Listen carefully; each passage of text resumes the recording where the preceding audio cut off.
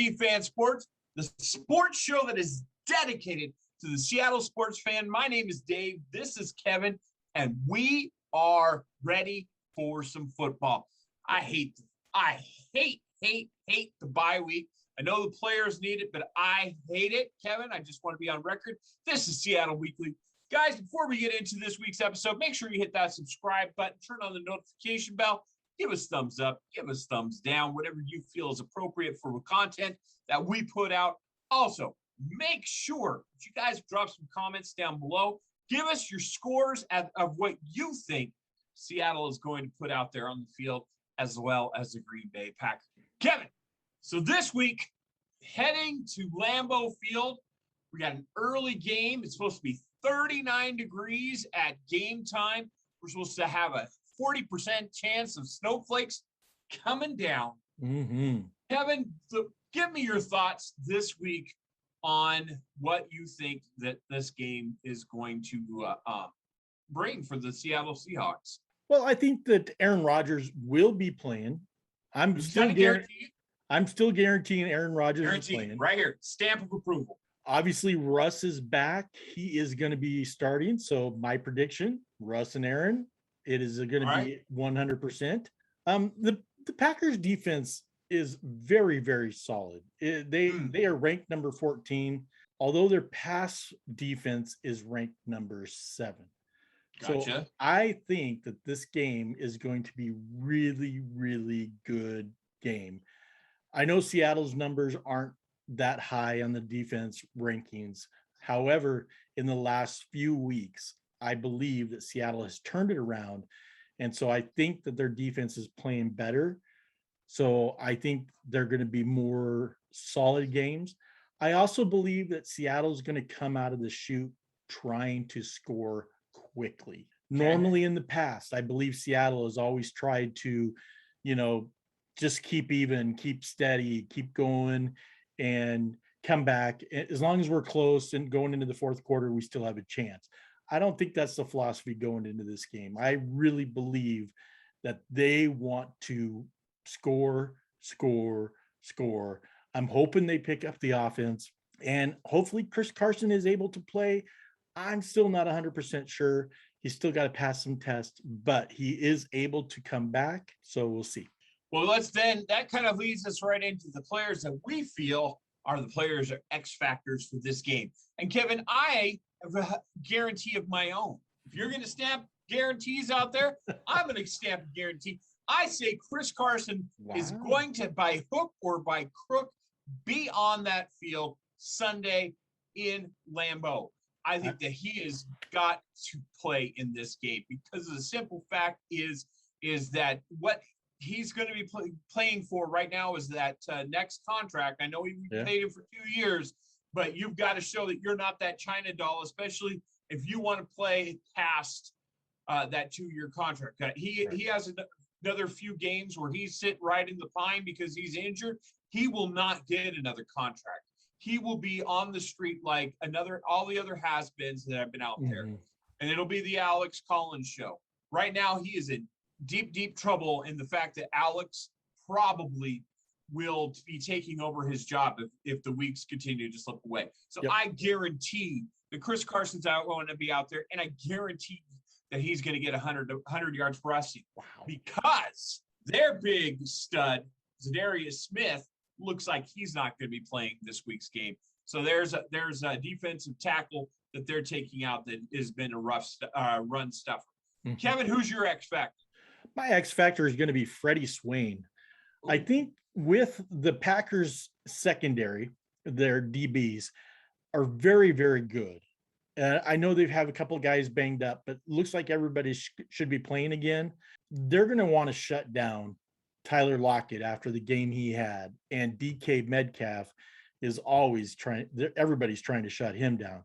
So I think it's going to open up Freddie Swain again. And I think Freddie's going to have a big game, and I'm predicting at least 1 touchdown. I tried to go with D. Eskridge, and Kevin turned me down. He said, no, you cannot pick D. Eskridge because that will completely jinx him, and he will not play in this game. So I'm not picking D. Eskridge, so hopefully he'll play. All right, Kevin, let's flip to the defensive side of the ball.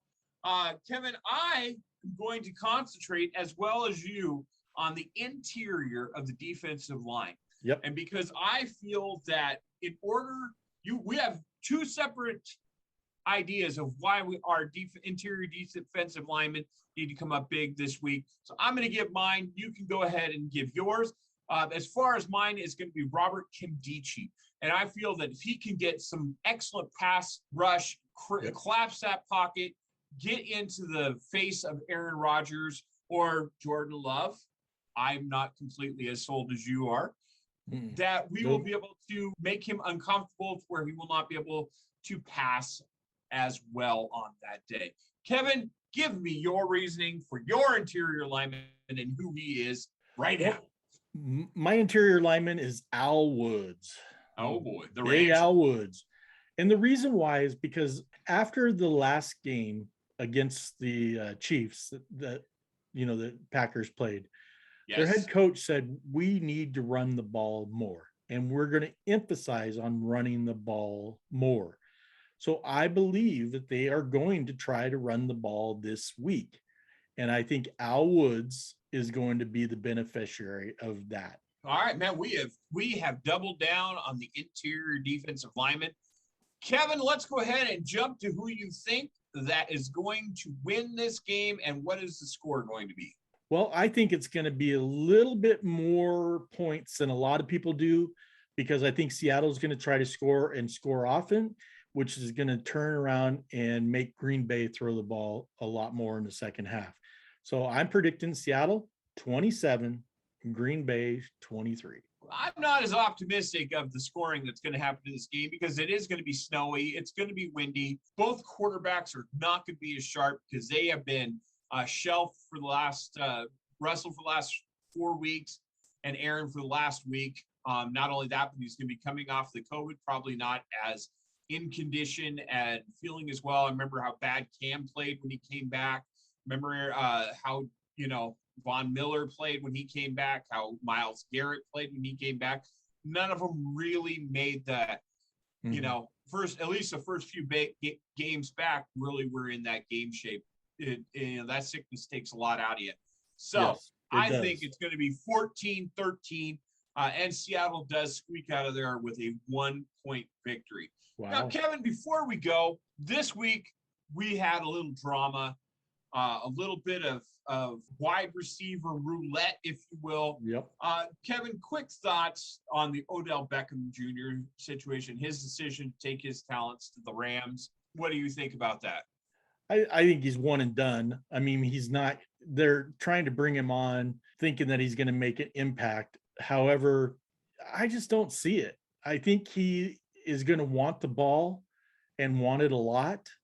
And I don't know how there's a lot more reps out there for him when they got two of the best receivers in the league. So already, I don't know. I could be completely wrong, and it could be an amazing thing.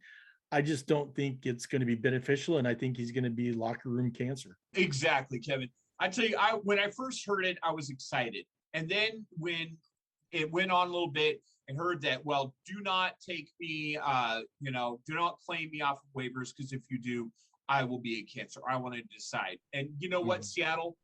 I really like you guys.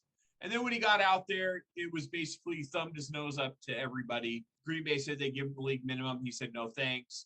The Rams gave him what the Rams gave him. I have not heard the details of that deal, but I am not a fan. I think the way he handled things was, I'm just was not a fan of it.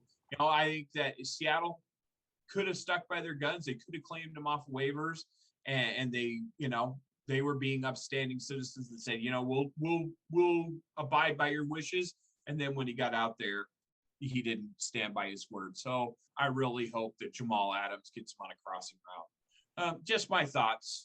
So yeah, he could destroy us. I mean, we don't know. I mean, that's true. Yeah. He is a very talented athlete, and I agree. I've never been a fan of his athletically. I have, but in between the years, nope. Well, and not just that, Kevin. I think that they've got such a chemistry in right now with the players and how many touches everybody gets down there. Mhm. And I don't know if he's going to bring, harmonious tidings to that wide receiver room. No, and Cooper's just been having an unbelievable Oh. year, and he's going to get the majority of the throws. So I don't know what Odell's thinking is. He's thinking that now he's going to get majority of them. It's not going to happen. So I think he's going to get frustrated and mad and cry like a. Well, that's all we got for you this week. Kevin, we only got 2 words left for him. What are they, Kev? Go Hawks.